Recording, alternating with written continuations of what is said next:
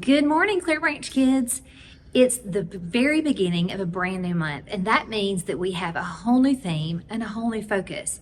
And this month, we're going to be talking about what's on the inside because we know that God cares most about what's on the inside of us.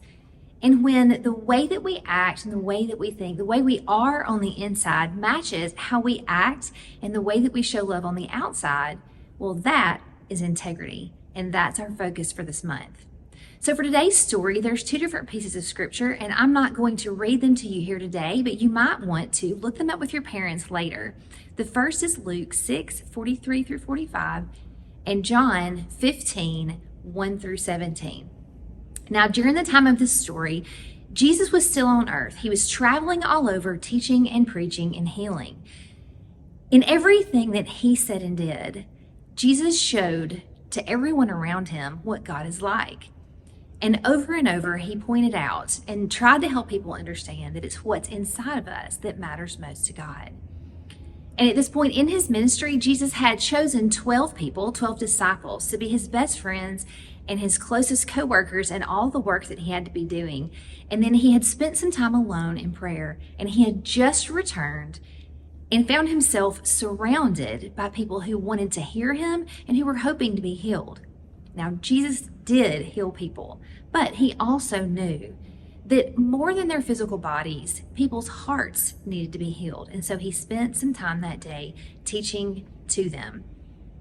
Now, he reminded them as he was talking about some fruit trees, which may seem odd, but we know that many of the stories that Jesus told were to help teach something by example.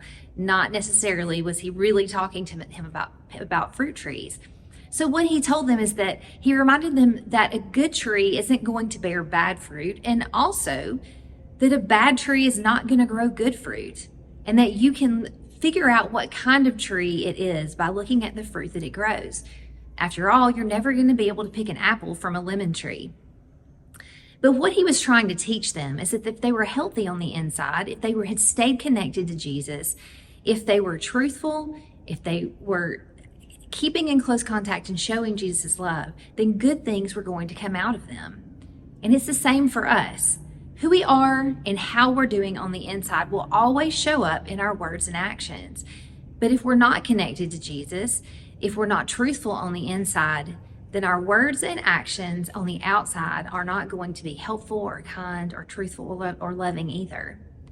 The good news there, though, is that we can choose what kind of tree we are. We can choose what kind of person we're going to be. And when we choose to follow Jesus, when we stay connected to him, we can be confident that we will become like a good tree, growing good fruit, that we'll be able to show his love in the way that we live and the way that we treat people every day.